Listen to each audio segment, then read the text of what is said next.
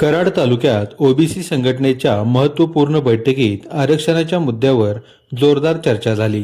कुणबी जात प्रमाणपत्रावरून निर्माण झालेल्या वादाच्या पार्श्वभूमीवर संघटना आक्रमक झाल्याचे पाहायला मिळाले. बैठकीत राजकीय स्वार्थासाठी कुणबी दाखले दिले जात आहेत का, असा थेट सवाल उपस्थित करण्यात आला. मोठ्या प्रमाणावर दिल्या जाणाऱ्या या दाखल्यांमुळे पारंपरिक ओबीसी समाजाच्या हक्कांवर गदा येत असल्याची भीती व्यक्त करण्यात आली. यावेळी सातारा जिल्हा परिषद अध्यक्ष निवडीचाही मुद्दा उपस्थित करण्यात आला.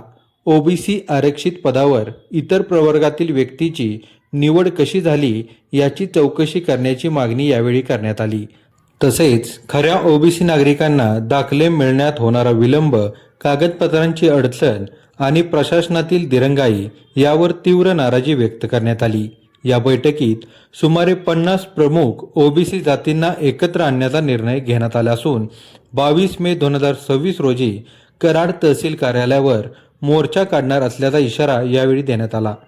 या बैठकीस सातारा जिल्हाध्यक्ष भरत लोकरे, जिल्हा उपाध्यक्ष भानुदास वास्के, कराड शहराध्यक्ष विनायक गायकवाड, अरुण मोहिते, प्रवीण गायकवाड, सुनील शिंदे, भानुदास माळी, धनाजी सुतार, विजय पवार, वडार समाज अध्यक्ष प्रशांत चव्हाण, अशासकीय सदस्य धनाजी सुतार, निवास मोरे उपस्थित होते.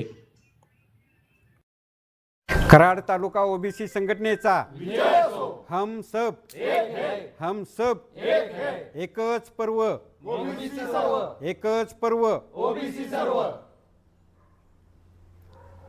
कराड तालुका ओबीसी संघटनेच्या प्रमुख कार्यकर्त्यांची मीटिंग आज शासकीय विश्रामधाम कराड येथे संपन्न झाली. या मीटिंगमध्ये सातारा जिल्ह्यामध्ये ओबीसीच्या आरक्षणामध्ये जी घुसखोरी झालेली आहे, या घुसखोरीचा निषेध करण्याच्या संदर्भामध्ये सांगोपांग चर्चा करण्यात आली आणि याच्यातून 22 मेला कराडमध्ये मोठा मोर्चा ओबीसी संघटनेच्या वतीनं आयोजित करण्याचा निर्णय घेण्यात आला.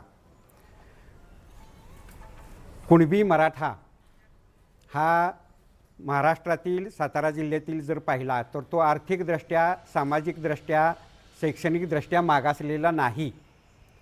आणि मागासलेला नसताना आरक्षण हे कुणाला दिलेलं आहे?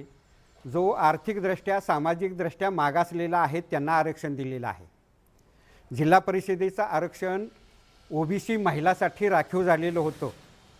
त्याच्यासाठी जिल्हा परिषदेच्या निवडणुकीमध्ये महिलांच्यासाठी राखीव मतदारसंघ, ओबीसींच्यासाठी राखीव मतदारसंघ निवडले गेले आणि ही निवडणूक पूर्ण झाली. परंतु अध्यक्षपदाच्या निवडणुकीमध्ये मात्र ओबीसीच्या राखीव मतदारसंघातील महिलेला जिल्हा परिषदेचं अध्यक्षपद दिलं नाही. एवढंच नव्हे तर ओबीसी महिलेला सुद्धा आरक्षण दिलं गेलं नाही, अध्यक्षपद दिलं गेलं नाही. तर ओपनमधून निवडून आलेली जी महिला राजकीयदृष्ट्या मागासलेली नाही, शैक्षणिकदृष्ट्या मागासलेली नाही आणि सामाजिकदृष्ट्यासुद्धा मागासलेली नाही, ती स्वतः पेशानं डॉक्टर आहे, ती आमदाराची पत्नी आहे, म्हणजे अशा पद्धतीचे कुठलंही मागासले पण ज्या महिलेकडे नाही त्या महिलेला जिल्हा परिषदेचं अध्यक्षपद देण्याची किमया भाजपनं सातारा जिल्ह्यामध्ये केलेली आहे. आणि या गोष्टीचा जाहीरपणे निषेध करण्यासाठी आम्ही जिल्ह्याच्या ठिकाणी प्रोग्राम केला आणि आता तालुक्याच्या ठिकाणी प्रोग्राम करत आहोत. त्याच्यातून आमचा उद्देश हा आहे की ओबीसीच्या आरक्षणामध्ये जी घुसखोरी झालेली आहे ही घुसखोरी थांबली पाहिजे. ही जर थांबली नाही तर आज जिल्हा परिषदेचं आरक्षण गेलेलं आहे.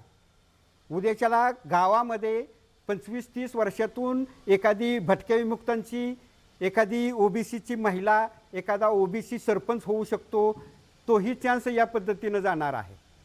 म्हणजे आमचं आरक्षण हे धोक्यात आलेलं आहे आणि हे धोक्यात येण्याचं कारण आहे जरांगेनं जे आंदोलन केलं ते आंदोलन मराठ्यांनी उचलून धरलं.